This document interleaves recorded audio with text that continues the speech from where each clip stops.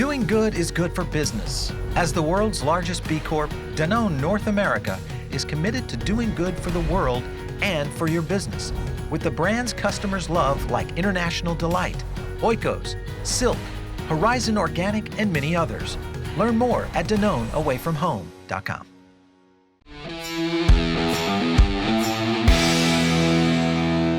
All right, so welcome back to another episode of Fast Casual Nation, and today's topic is really about technology and how it's shifting the landscape in fast casual. You're gonna hear me talk about this a lot, and you're gonna love who we have on the show today, and that's Mr. Mark Toth of Urban Wok. Welcome to the show, Mark. Thank you very much, Paul. I'm glad to be here and appreciate it. Yeah.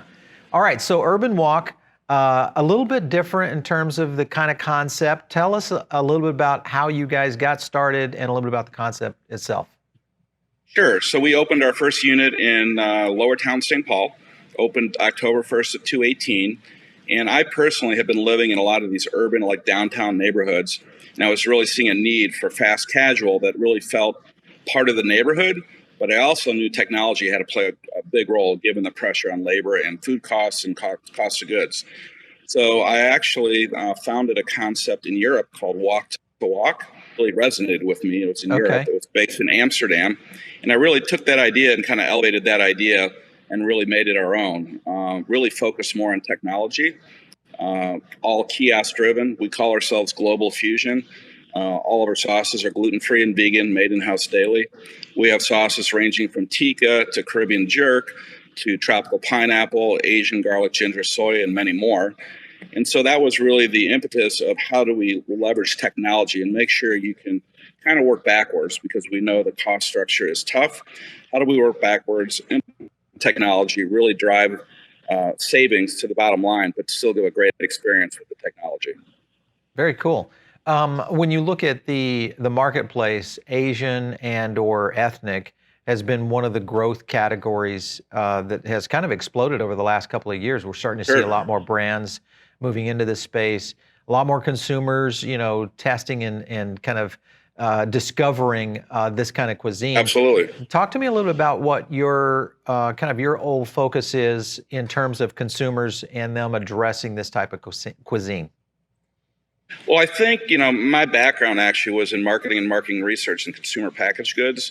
So over the years, I definitely, as we spoke with consumers, you would see a shift in, I would call it taste profiles, the elevation of their knowledge of food outside the standard American and standard ethnic type foods.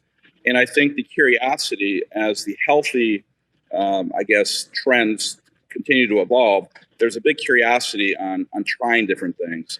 And I think that really has played a role for us. Like I said, we went from approachable Asian to global fusion because we learned real quickly that consumers really wanted to try different sauces from different parts of the world. Yeah. And they were actually letting us know that. And so we actually were changing on the fly our different sauces. So we provided more of a variety. So definitely consumers are heading in that direction and continue to do so. Yeah. For sure. I think the key there is when you look at fast casual, we've been tracking it for over 2 decades. And one of the things that I've studied in and out is the consumer science and behavior of how consumers adapt to brands. And in the early days, it was a handful of Fresh Mex and Bakery Cafe brands that kind of got the, believe it or not, central United States. If you look at the core center of where fast casual growth came from, it was really kind of the genesis of Chipotle and Panera Bread. Both of which were growing from Denver and Middle America and kind of expanded out from there. So as you hit the Eastern Seaboards, we started to see the ethnic, flavors and profiles, and a lot of the menus start to really kind of become reality. And now I think it's reversing its move now back into Middle America. So it's great that, the fusion of flavors are really kind of crossing the country now. When you look at, and the reason I say that is because when you look at your brand could work anywhere. You could be in Dallas, Texas, or New York, or in Minneapolis, and it's going to have a very similar performance. Do you look at markets when you expand based on where you think the category can grow, or are you looking at like first tier and second tier markets as potential expansion areas? What are you thinking in terms of that area? Sure. So we're like I said, we're in St. Paul to begin with. We've got a couple more locations in the Minneapolis area getting ready to open in the next 3 to 4 months. So that'll be very similar taste profiles for what we have up here in the Twin Cities. But that being said, as we open up in Atlanta October 1st, we're certainly working with the group in Atlanta to figure out, okay, what are some additional sauces we can bring to Right. Atlanta that may play a role. And I think that's the beauty of it. We don't have to play in one sandbox. We can play in multiple sandboxes. Sure. And we can still have our core sauces that sell really well, which I would argue our Caribbean jerk and our Asian garlic ginger soy would be staples, but you could add 2 or 3 additional sauces to different locations and not miss a beat and just have a completely different experience. Very cool. Let me ask you something, Mark, because as an emerging brand, this is something that I get asked often by CEOs around the country. Today, when you think about building out a brand under the current conditions we're in with COVID-19 and the pandemic, do Sure. you feel that this is an opportunity for brands like yours to either one, go into second and third tier markets that are kind of food deserts or underserved, and open up smaller kind of commissary style operations and then work on mostly takeout and delivery? Do you think that's a potential strategy? It's absolutely one of our strategies, actually. It's 100% core to our strategy, is that we feel given the cooking method on a wok, which is really our only piece of equipment, it Right. allows us to scale as big or small as we want to be. And we can go into 1,000 square foot location and still pump out the same volume and be very much off premise driven. Maybe a few tables here and there just to Yeah. satisfy a few folks who want to sit down and plug in, not even a table, maybe a ledge, if you will. But it's 100% core to what we're doing. We're trying to make it we have a saying, walk your way. And we have the trademark on that. And that really is about, you know what, you can eat in, you can eat out, you can plug in, you can grab a beer. But that being said, we don't need to be 2,700 square feet. We can operate in 1,000 square feet, no problem whatsoever. Yeah. Very cool. And there's some thoughts about maybe being just as we grow our brand and people know who we are, of us just Go to being virtual. basically a commissary, Yeah. virtual, in Yeah, some locations. yeah, for sure. Cloud kitchens are exploding. I mean, the numbers that Sure. we're tracking are continuing to even surprise me in the terms of growth. Yep. Obviously, it's being pressured with the evolution of how people are getting food today. I talked to an operator this week. I won't use the brand name. They're a sandwich concept. And he was explaining to me that they had gone from about 25 to 30% takeout. Now, this is sandwich, so usually that's Sure. a pretty high percentage pre-COVID, to now a 90% takeout and delivery sales mix. Model. Is that something Sure. that you think is sustainable down the road? I actually do. I personally, and I love restaurants. That's why I'm involved in restaurants. I do love them. So I don't, I want the restaurant industry to thrive. But I do think the way the world has changed in the last 3 or 4 months, but even 4 or 5 years prior to that, I think you are going to see consumers base their decisions on convenience. Convenience continues. Every 5 years, what are the trends? Convenience is always one of them. And so I do see that continue to go that direction. We're 85%, off premise, takeout, pickup, Wow. third party delivery. And we in fact closed our restaurant about a week before the mandate because I just was looking at our numbers. I'm like, you know what, we can operate in this manner. And it Yeah. really turned out to be kind of enlightening of how we could operate in this environment. Yeah. Well, that's happening throughout business. We're seeing Yep. technology has kind of shifted the entire model of how operators like yourself are doing business, but now it's starting to move into how other business are doing business, which is having trickle down effects because, office buildings aren't as populated anymore. So it's removing the high-end real estate opportunities where a lot of fast casuals were going into Manhattan because that was where the people were. And now all of a sudden, the people aren't there anymore. So it's a complete move and shift. I want to get into some of the tech that you guys are using. You guys have a kiosk system. How many kiosks would be in an Urban Wok when I walk in the store if I was doing it on an in-store dining or a pickup? Sure. So we have 3 kiosks currently. We also have 2 handhelds. So if we have lines, which we do get, we can go ahead and bust the line with the handheld, get people through the system. And that may change. St. Paul is a little bit of a slower developing market. Downtown Minneapolis has a lot more folks in some of the neighborhoods. So we'll probably have 4 to 5 kiosks in that environment, just to Okay. make All sure we right. don't have a bottleneck at the kiosk. Has there been any kind of pushback or concern with the kiosk usage of people, like contamination, the sanitization issues?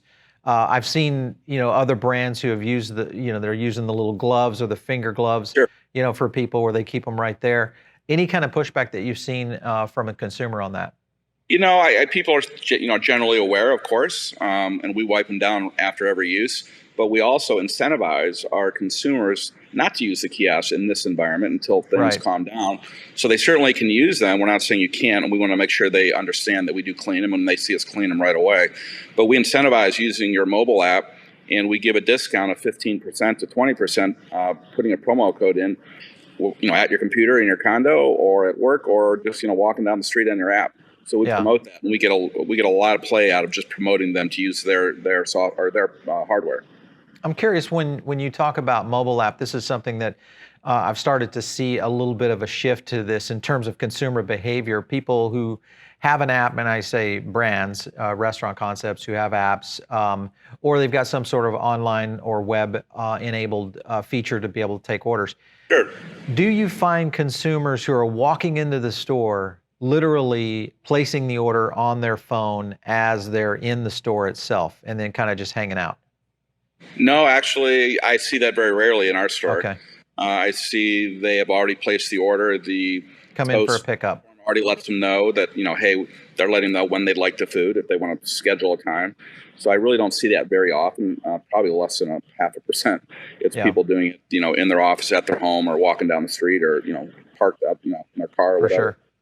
Of the So- small percentage of people that dine in your restaurant, explain the service model to our audience. Is this, I go up and order on the kiosk, I get a number or some sort of certification there is telling me my order number. You guys bring it to the table, do I come get it?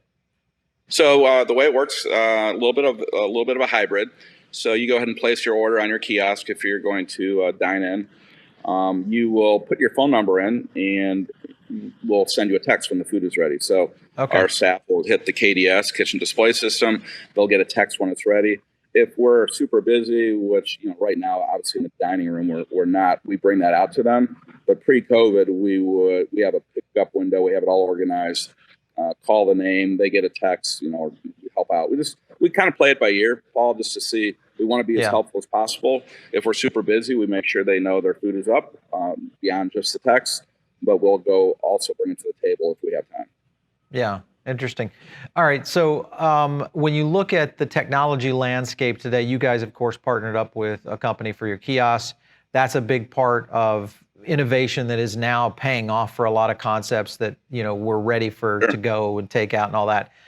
But if you look forward and you think about society just dining in less, and loyalty becoming a factor, mobile pay, contactless payment, all digital functions that would eventually move into how I'm getting my food. Is there any area of the industry that you're thinking, gosh, I wish I had this technology to help us move to this next level? I would technology as much, but I wish that some of the platforms and software platforms had better analytics real time around consumer behavior, if that makes sense. Yes. So I feel like the technology evolves rapidly. We work with Toth, which is a great partner for our POS. We work with an integration platform for third party called Chowly. And we're constantly adding other methods to really kind of advance our technology. We're working on another delivery platform as well. So I think they all exist out there. It's really making sure you can get the information you need to understand your consumer, whether that be from a loyalty standpoint or just from a menu development standpoint, and learning consumers like and dislike and what they're looking for. So I feel like that's an area that can be consolidated and strengthened, which I really will hope. And I communicate that often to many of the partners. I like it. Well, it's interesting. We just did a poll. I did it on Twitter, so check out @PaulBaron. You can kind of check out the numbers. But the poll was basically based on the growth that the pizza companies have had this year over year, up 27%. Yep. But the fast casual sector, the top 25 chains, up 13% year over year. So double-digit growth, which Sure. we haven't seen that in many years. And my question to the audience was, do you think this is going to hold? And are you going to continue to get your food via takeout and delivery, or are you going to go back to dine-in? The percentage was almost 70% takeout and delivery and about 30% dine-in. I was really surprised at how big the variation was in that. With that being said, do you feel like we're ever going to see a fast casual development of new markets with normal dine-ins again? I would say, in my personal opinion, no. Really? I think Wow. it's not just pre-COVID and post-COVID. Well, we're not post-COVID, but we're right in the middle of it. But I think the real driver, which is really my impotence for Urban Wok, not just for the food, but also the cost structure of restaurants continue to get pressure. Yeah. I was joking the other day, and she was upset because her association always goes up. I'm like, of course it does. Her association dues never come down. So price of food, cost of goods always goes up. And so how do you really find a way? And that's really, Paul, to answer your question, that's why I think it's going to be continually hard to operate in that environment, because labor plays such a crucial role in those types of concepts. And every state is going up with minimum wage, and food costs are going up. So I think it's really hard, and it's an eye opener for restaurants today to say, okay, how do I really leverage technology so my concept can work in this environment in the future? Yeah. Well, real estate's getting hit in multiple ways. I think that landscape is going to continue to shift and be very unstable in the next few years, even post COVID, as we get out of this, because it's the work habits. I just saw Google and Facebook both have now extended their work at home through 2021. Yeah, June of 2021. So that's crazy. I mean, that's the numbers and the effect. If you look at the trickle-down effect of where those big worker facilities, especially in some of these metropolitan areas, that just has a super huge impact on it. And it has an impact in many other categories, including things like delivery. Yeah, for sure. Speaking of delivery, I have one last question for you, because I always have to get this in. And that is, if you could go pro delivery, let's use any X company, Uber, Grubhub, Postmates, you name it, and get them to just go with a logistics service and not charge you the money, but you guys provide the driver, and they give you the logistics capability. Would you say that's a good opportunity for a company like you, or do you think, hey, no, I want to get these delivery guys to handle my stuff, and I'll pay the 20%? Yeah, I think there's a couple ways to attack that, Paul. I think just intuitively, you add complexity to your operation, and we're all about not adding complexity. Yeah. So we've kind of built it on that. So you add complexity by bringing drivers on board. You bring on liabilities that I don't necessarily want to deal with. That being said, there's that 20%, and we attack it a little differently. We attack it with conveniences, a premium, and from day one, we've always offered our product at a premium through third-party delivery. Interesting. We didn't change during COVID. We already implemented, March of 2019, once we brought on third-party delivery. So that's worked really well for us, and really hasn't been a pushback from consumers, because they value the convenience piece of it. So we're not getting hit, even though we're paying 20-25%. We're absorbing that because of our price increase. Yeah, interesting. So, well, I'm getting people on both sides of the argument, both for and against. So I'm going to put our Urban Wok is over on this side. Correct.